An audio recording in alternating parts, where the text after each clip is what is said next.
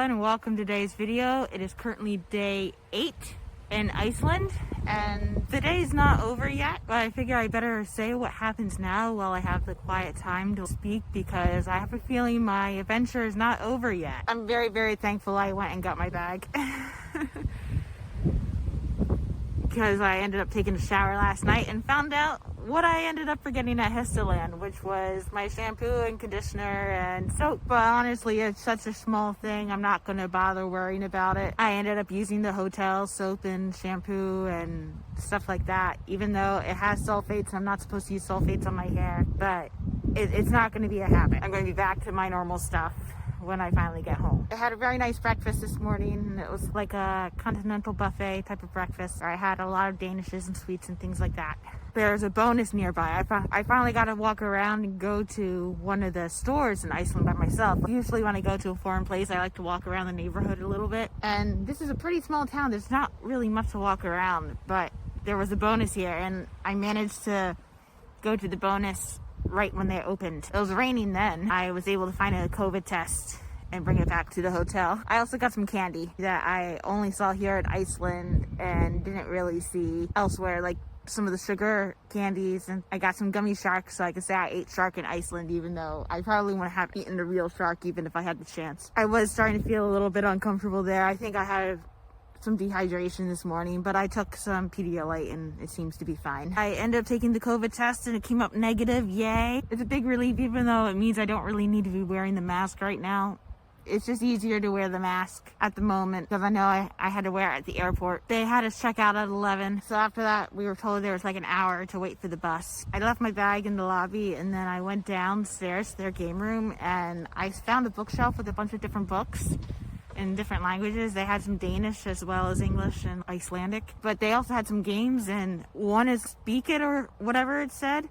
I think it's the one that has the little mouth guard that goes into a person's mouth, and it seems very unsanitary for a hotel, but it is what it is. I walked over to the next room and I found some game tables. There was an air hockey table and a ping pong table and a pool table. Well, I haven't played pool in a long time. I think it's been over a decade, so I thought I'd give it a shot because I figured I could change up the game of pool to be a game of solitaire. Basically, pool solitaire is, instead of choosing stripes or solids, you choose all the balls.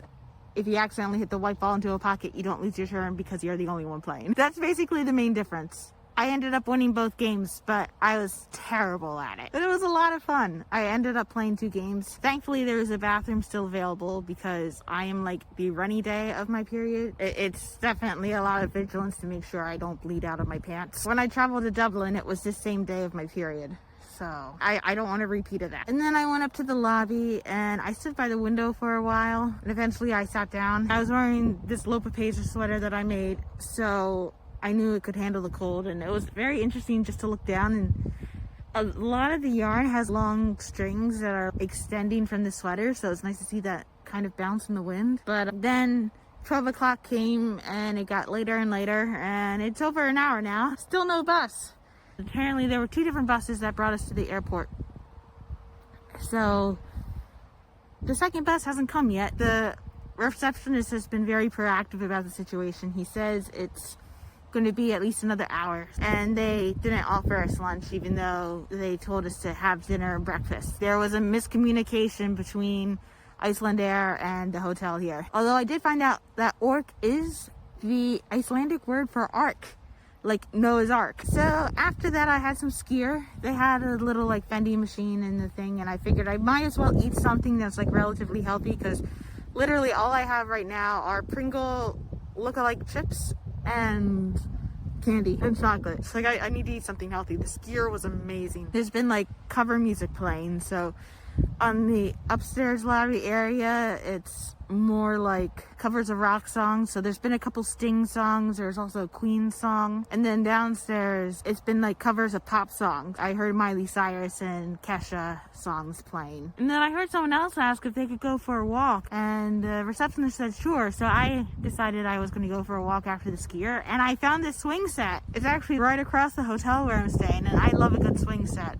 So I'm probably just going to chill here for a little bit because I'm not sure how much I actually want to walk. I'm feeling a bit lazy. energy. I say as it probably takes more energy to swing than it does to... I can still see some mountains in the background from here, although not any of the geyser stuff. The geyser stuff was closer from my room. I am a little bit worried because by the time we get the bus, it'll be 2 o'clock.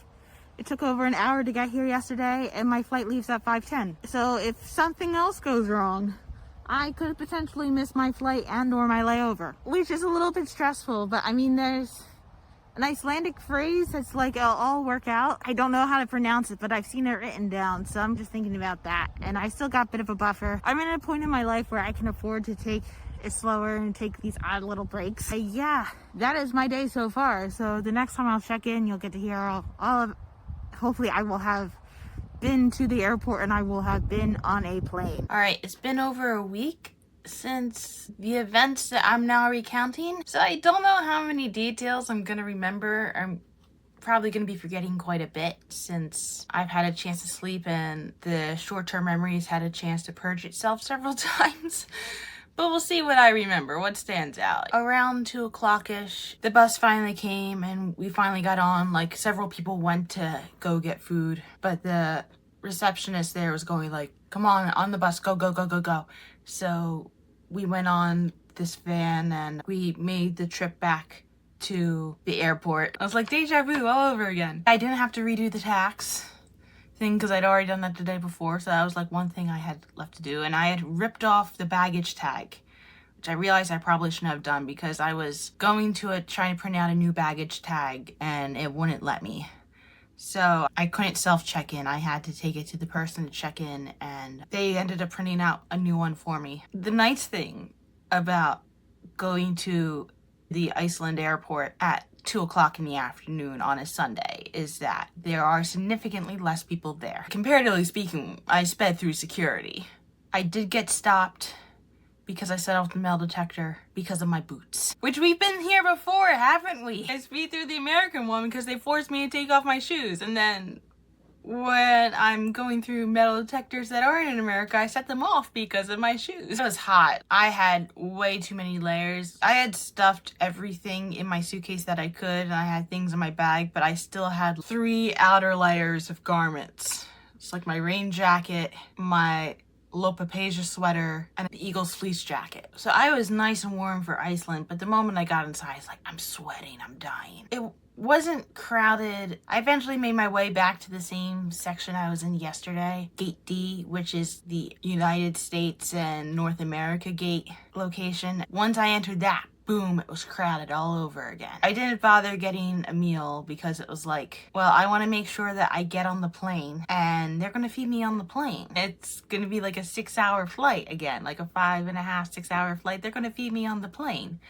So even though I could have probably done with a meal at that point, I bought a whole chocolate bar to hold me over. It's like just a snack to hold me till I get the meal. I found the terminal. I found it annoying that they wouldn't say what gate I was going to be at until an hour before we were supposed to board. But I found the gate and it was packed. There was a huge crowd of people going to Pittsburgh, and it seemed like there was something going on with the Pittsburgh flight. When I went into the area that my gate was supposed to be at, it was just jam-packed with people. There wasn't really any seating. Everyone was standing, and in all honesty, it was a little bit too crowded for my taste. There are 2 things that I think could be an explanation for how crowded it was. The first one is when the architect was designing the airport terminal, they forgot to take into account the amount of people who would be waiting there because there was no comfortable waiting situation. The other situation, which I think is more likely, is the fact that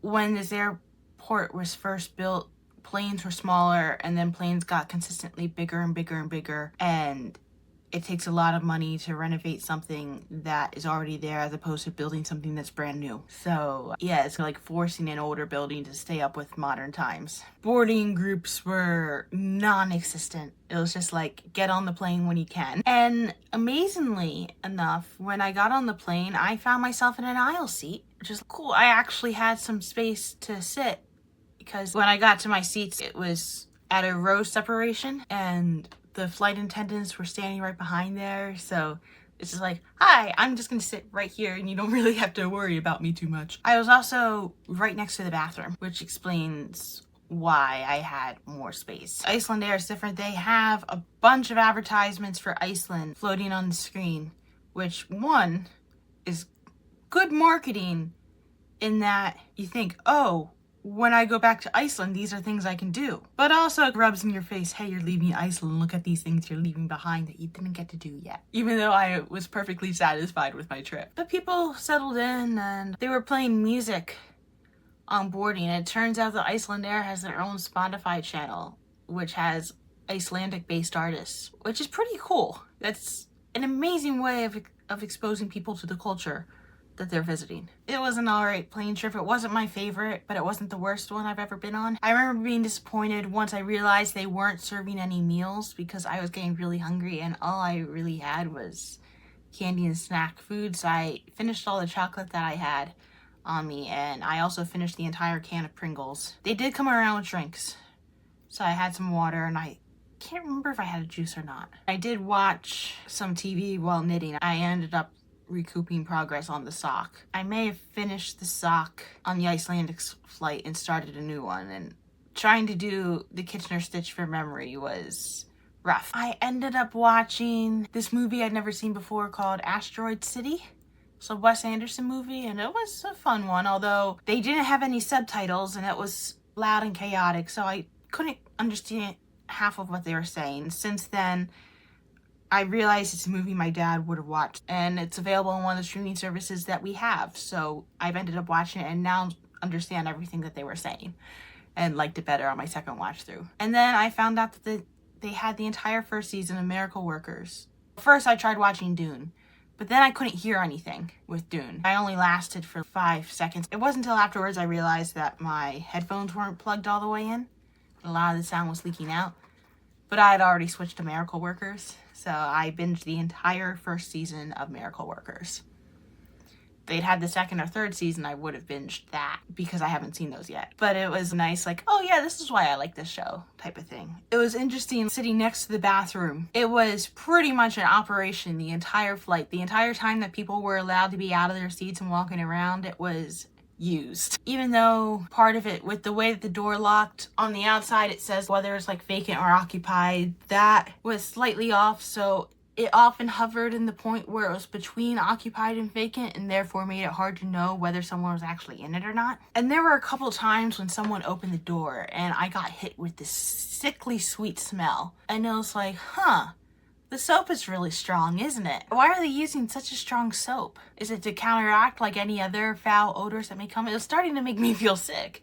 Later on in the flight, I ended up using the bathroom, and then when I used the soap, I ended up sniffing the soap and realized that sickly sweet smell wasn't the soap.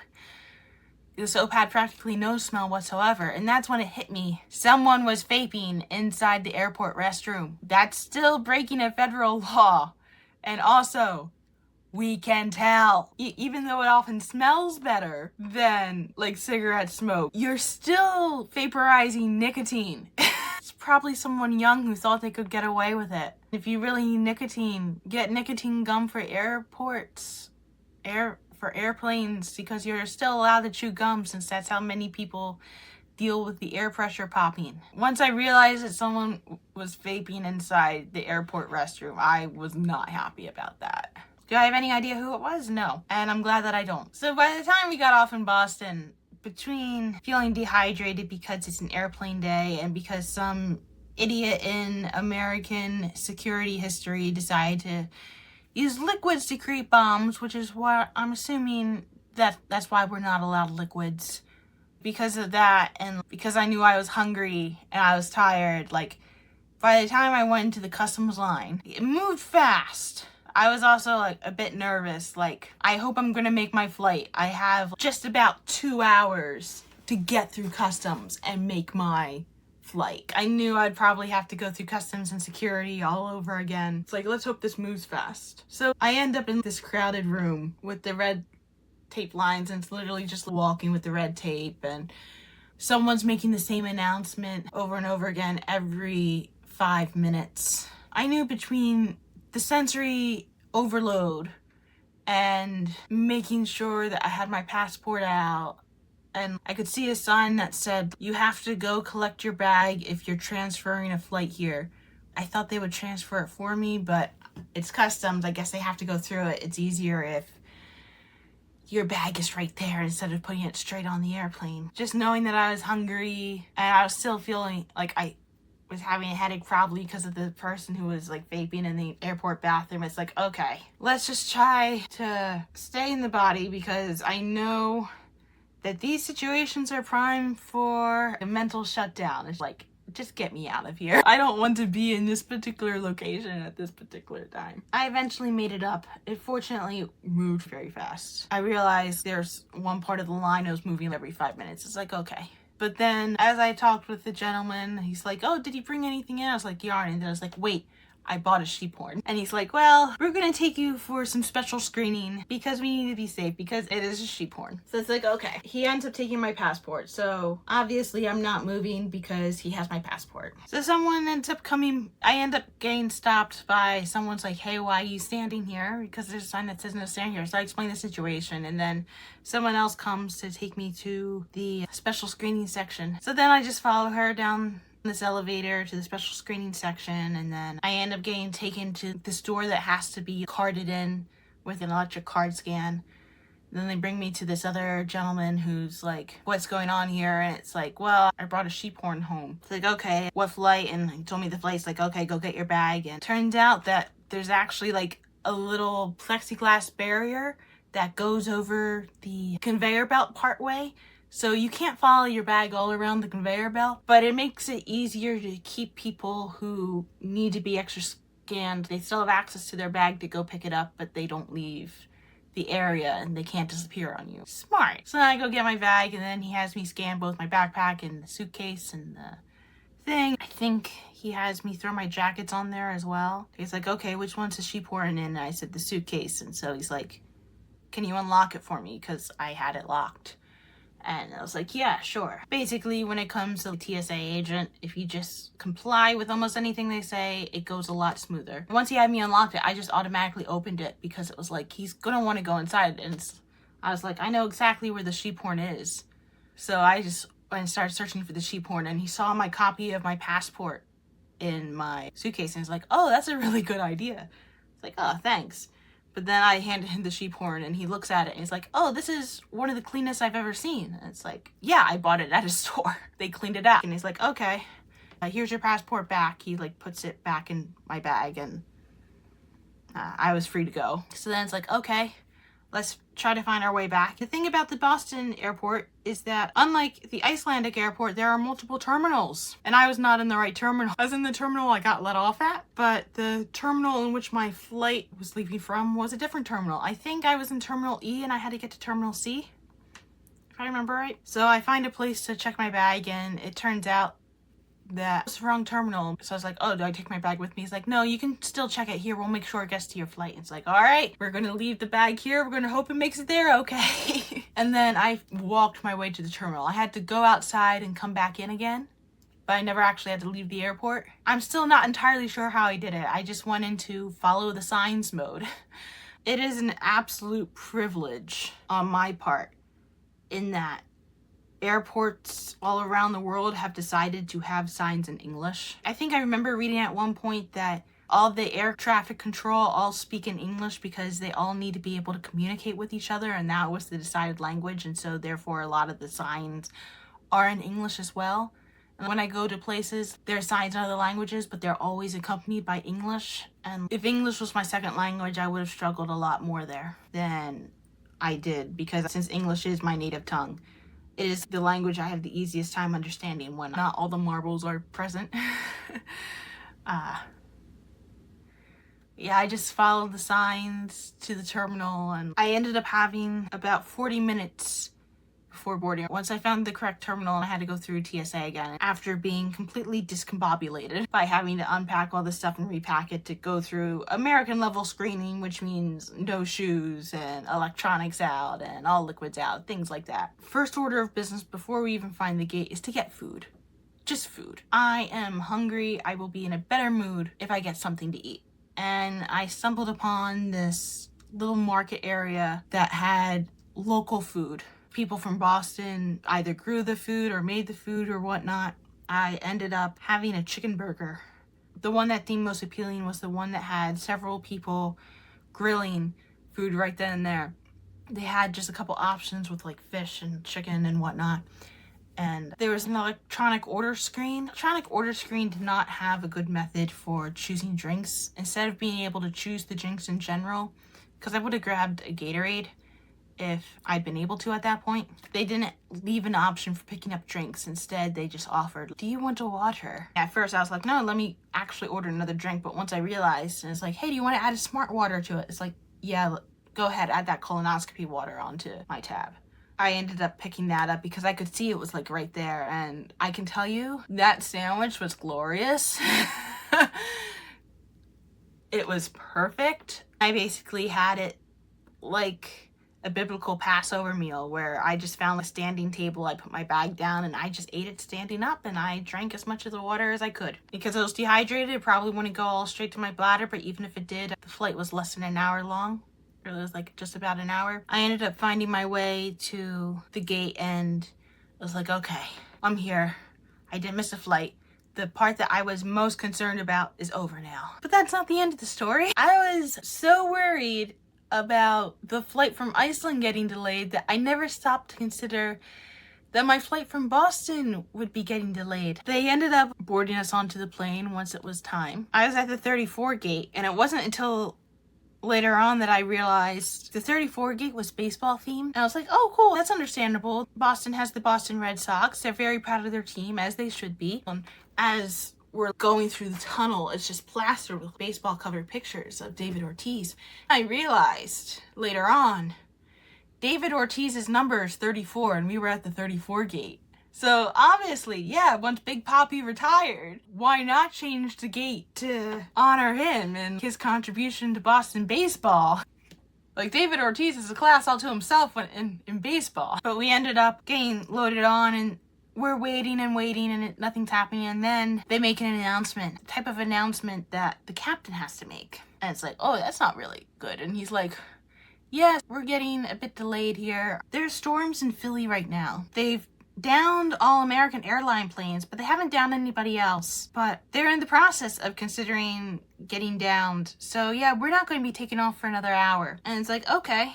And he's like, so we're just going to be sitting here. And then later on, he comes on with another announcement. It doesn't make sense to sit here. So if you would like to get off the plane and make use of the amenities, go ahead and do so. But please know that if you're not here in time, we will take off without you. One of the flight attendants comes in and says, what you forgot to mention is if you leave the plane, please take your bag with you so you have it. But then they take everyone off the plane. It's like, yeah, we're just going to take everyone off the plane for right now because it's going to be over an hour. So we all dislodge. I start walking a little bit far because I think that they're going to lead us to a place where we're going to wait. But then I realize, no, why don't I just wait by the gate? So I wait by the gate, and some of the seats have a charging station, so I end up charging my phone a little bit. I end up sending Dad a message saying, hey, I'm gonna be delayed. Right when I sent that message, it's like, hey, we can all go back on the plane now. We got the okay to go. And I was like, oh, cool. It doesn't make sense why you took us off the plane, but cool. I've been around enough American corporations to know that that was a logistics issue that they had to iron out last minute, and someone was not talking to somebody for that to happen. But what can you do as long as you get home, right? And we get back on the plane again, we take off, and the captain made a big deal about, we want to go to Philadelphia. This is our third flight today, and once we get to Philadelphia, we get the whole day off, so we get to explore the city. We want to go there. So like, I'm very glad to hear your enthusiasm for my city. And then when the flight came on, the screen on the back of the chair did not come on. Unlike other airlines, JetBlue has a card option where the screen doesn't come on unless you scan your credit card or a method of payment. So when that happened, it's like, nah, it's just gonna be an hour and a half. I can handle an hour and a half of just sitting here. Yeah, I had a window seat, so I just left the window open the entire flight, and it was dark outside. I was gonna be knitting, but I eventually just stopped. I pulled up an album I liked listening to on Spotify and just listened to that. And there was some turbulence. They weren't kidding about the storm. There were some times where the plane was literally tilted. It's definitely an experience to be looking out the window with the plane tilting with the window side down and looking down and going like that. I was right at the wing, and because it's nighttime, the wing was constantly flashing, so I did have some sort of sensory overload with that, but once we got to the point where it was cloudy, it didn't bother me as much. But I also understand why that was there, so you can see all the farthest points of the plane. For the first time, I knew we had arrived in Philadelphia before they announced we arrived in Philadelphia, because I started recognizing the different buildings and landmarks along the way. I saw the Delaware River, and I saw a skyscraper. Then I recognized I-95 and then Columbus Boulevard. And then shortly after that, I saw the stadiums. The fact that I started recognizing that before the stadiums, impressive. Okay, we're home. So once we got off the plane, it was like, all right, let's just try to find Dad, because Dad had already texted me saying, I'm in the cell phone parking lot when you're ready. There were lots of American Airlines planes that were downed, like some that had arrived and they were just parked waiting for gates to open up. So I guess it was lucky I was not riding American Airlines that day. I found my way to baggage, I got my bag, and then the passenger pickup area was a mess. Because of the delay with the storms, it meant that there were like at least 3 different flights all being released at once. When I picked up my bag, there were some bags left over from a previous flight, and one person had a literal U-Haul cardboard box there.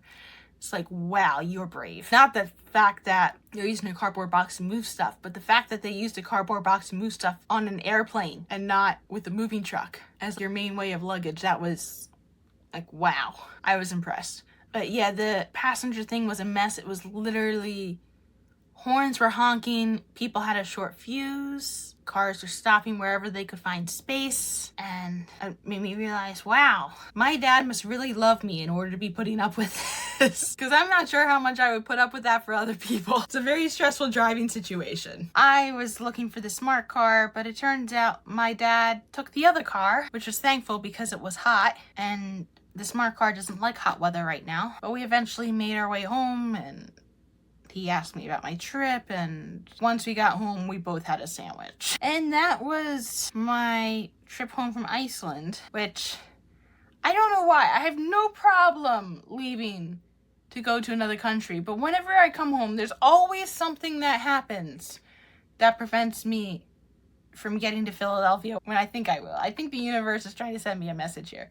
But also, it was hot. As you can imagine, this sweater, which felt perfect in Iceland, was way too hot in Philly. I was melting. But yeah, even despite airplane travels, absolutely would travel to Iceland again. Probably won't be the next place I go to, because I know if it's between visiting places I've been and visiting places that I've never been, I'm a lot more likely to go visit places I've never been, because I want to explore. But yeah, absolutely would visit Iceland again. Anyway, that was today's entertainment. Have a nice day.